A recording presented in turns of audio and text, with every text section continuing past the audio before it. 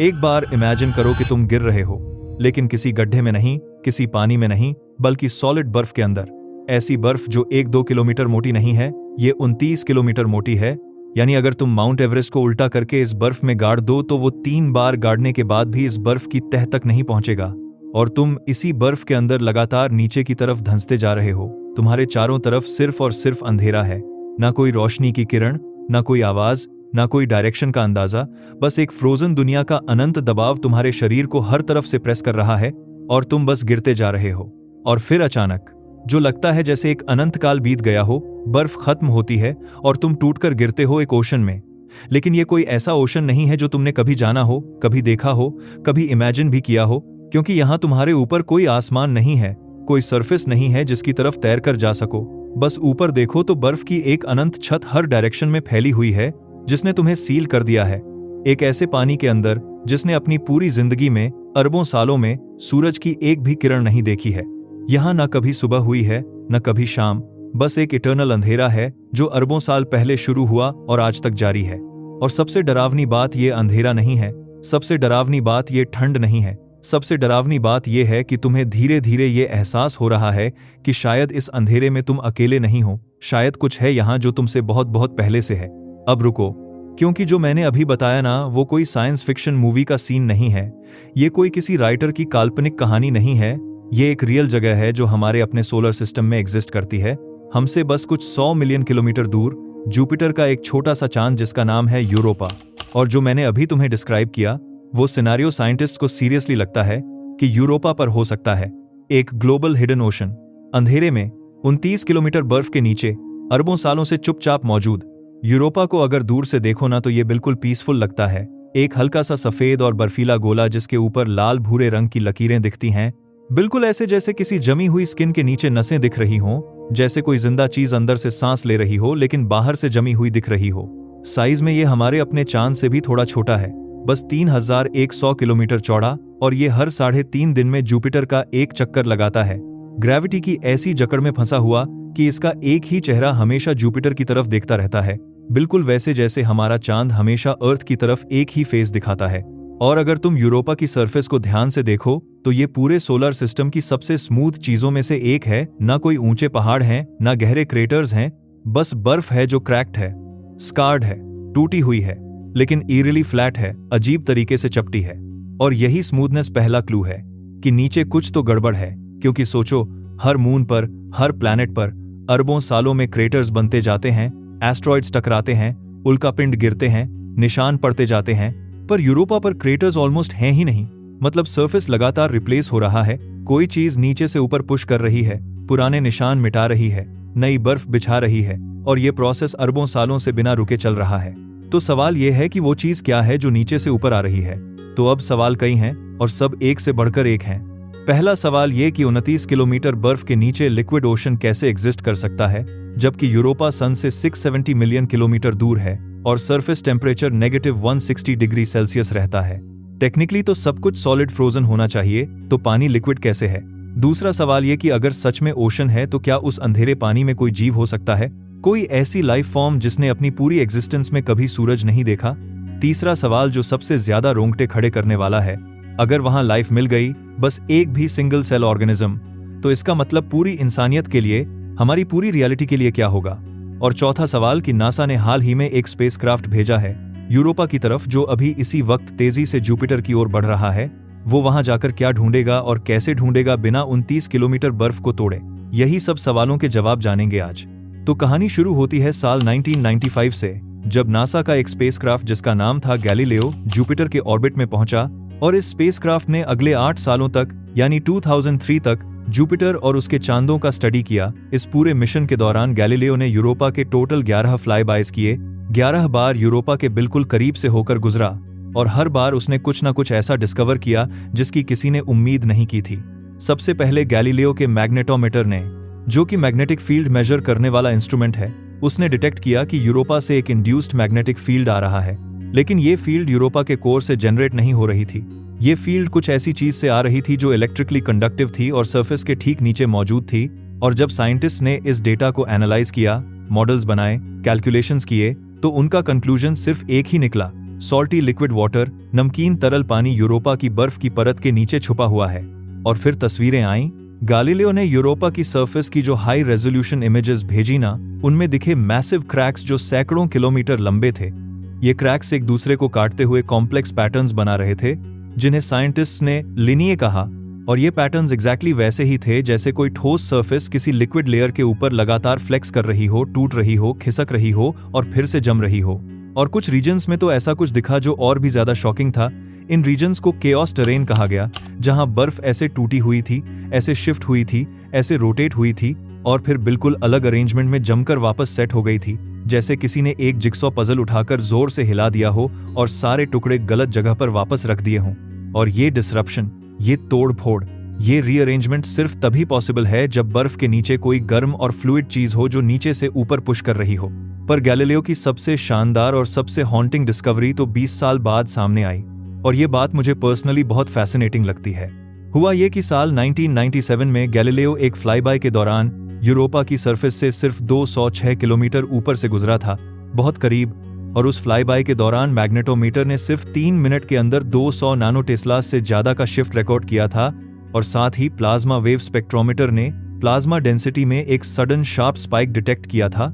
लेकिन उस वक्त 1997 में किसी साइंटिस्ट को समझ नहीं आया कि ये डाटा एक्चुअली क्या कह रहा है, ये एनोमली क्यों आई, ये नंबर्स अचानक क्यों बदले। ये डेटा फाइल्स में स्टोर हो गया और सब भूल गए।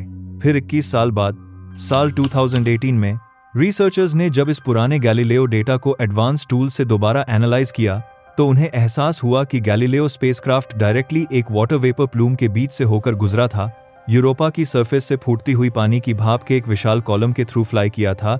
और इसका एविडेंस 20 साल से डेटा फाइल्स में बंद पड़ा था और किसी ने इसे पहचाना ही नहीं। जरा सोचो, 20 साल तक एक राज कंप्यूटर फाइल्स में छुपा रहा, आंसर हमारे सामने था और हम देख ही नहीं पाए। लेकिन सबसे बड़ा सवाल अभी भी बाकी है कि सन से इतनी दूर, जहां टेम्परेचर -160 डिग्री सेल्सियस है, जहां टेक्निकली हर चीज को सॉलिड फ्रोजन होना चाहिए, वहां लिक्विड वाटर बची कैसे है। और ऑनेस्टली ये होती भी अगर जुपिटर ना होता तो। देखो, यूरोपा एक ग्रेविटेशनल टग ऑफ वॉर में फंसा हुआ है। एक तरफ है मैसिव जुपिटर जिसकी ग्रेविटी इतनी पावरफुल है कि इमेजिनेशन से भी बाहर है, और दूसरी तरफ है जुपिटर के 2 और बड़े चांद आयो और गैनीमेड। इन तीनों बॉडीज की कंबाइंड ग्रेविटी यूरोपा के ऑर्बिट को स्लाइटली एलिप्टिकल बनाकर रखती है।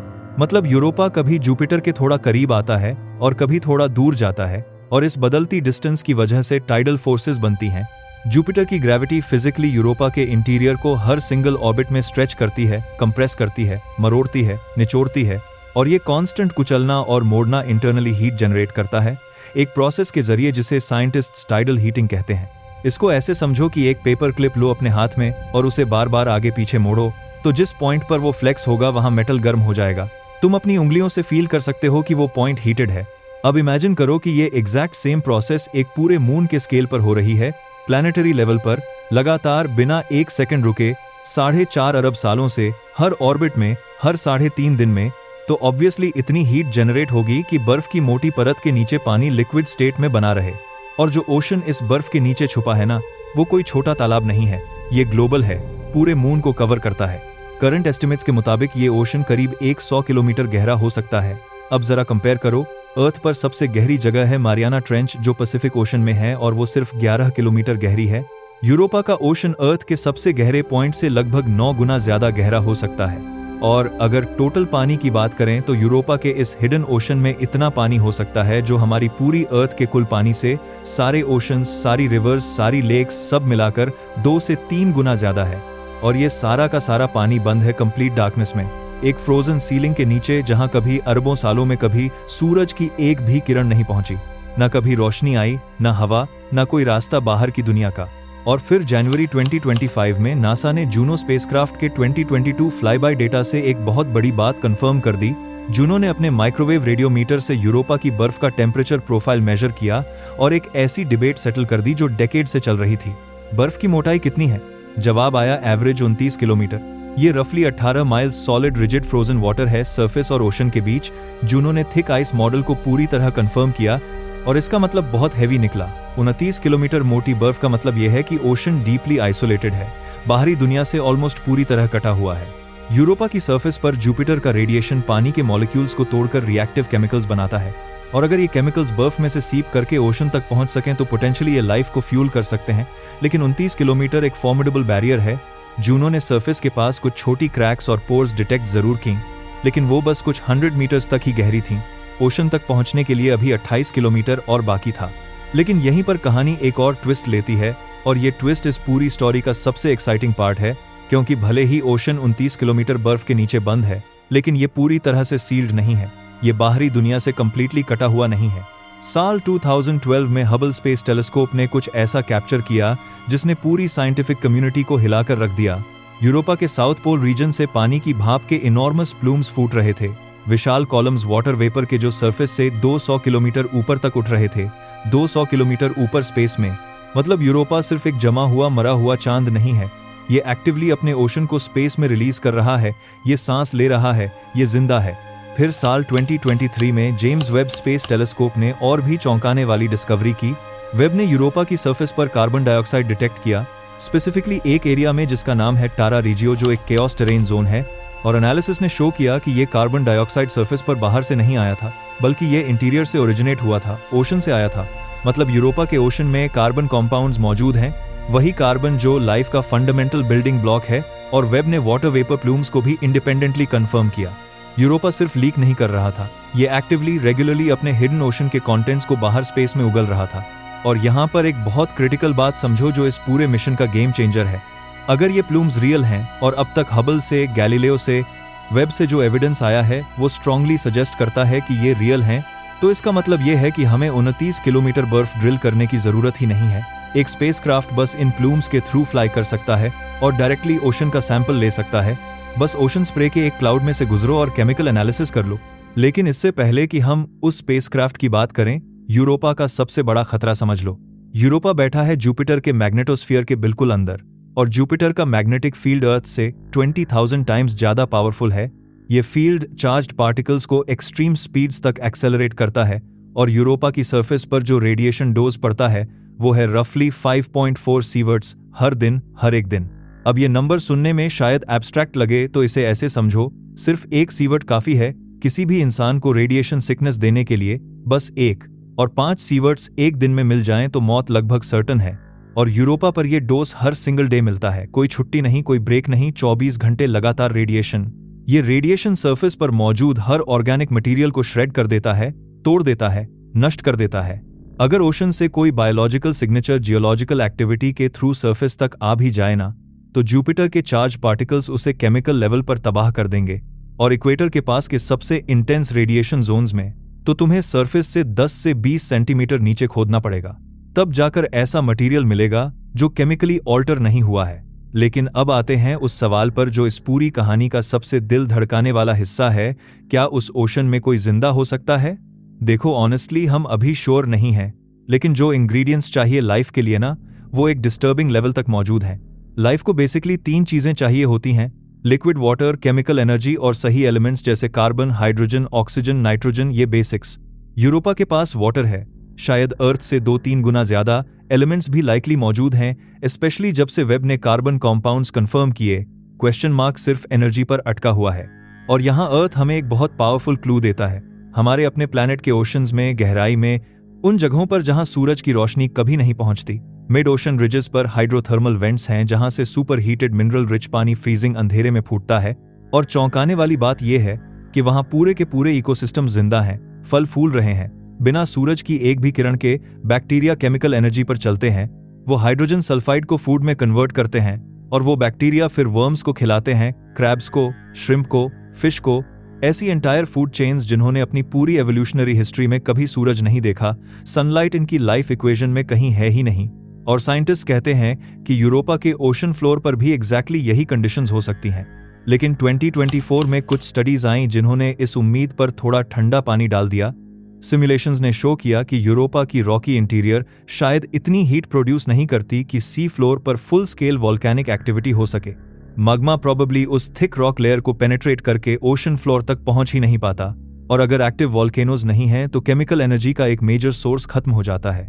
पर यहाँ एक काउंटर आर्ग्यूमेंट भी है जो सिचुएशन को वापस इंटरेस्टिंग बना देता है। एक प्रोसेस है जिसका नाम है सर्पेंटिनाइजेशन, और ये प्रोसेस बहुत कम टेम्परेचर पर भी केमिकल एनर्जी जनरेट कर सकती है। बेसिकली जब सी वाटर रॉक की क्रैक्स में रिसकर अंदर जाता है और सर्टेन मिनरल से रिएक्ट करता है तो हाइड्रोजन गैस और हीट प्रोड्यूस होती है।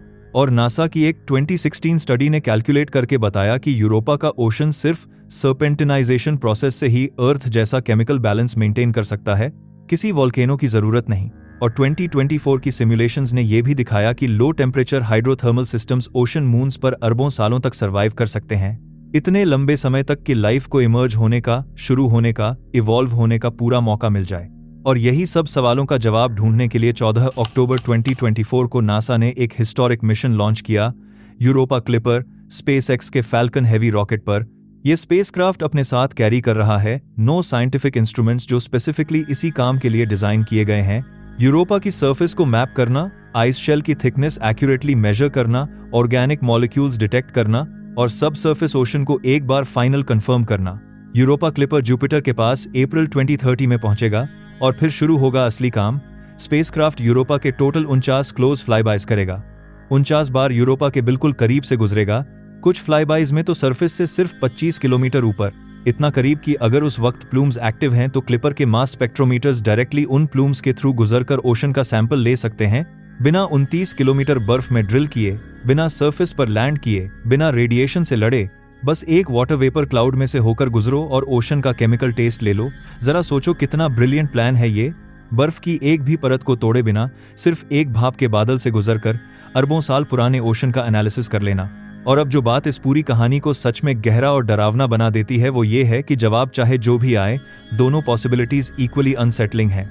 अगर यूरोपा का ओशन खाली निकला, पूरी तरह बंजर, कोई लाइफ नहीं, एक भी सेल नहीं, एक भी माइक्रोब नहीं, जबकि सारे इंग्रेडिएंट्स मौजूद थे, पानी था, केमिकल्स थे, एनर्जी थी, अरबों साल का टाइम था, फिर भी कुछ नहीं बना, तो इसका मतलब ये होगा कि लाइफ शुरू होना इस यूनिवर्स में अनइमेजिनेबली रेयर इवेंट है।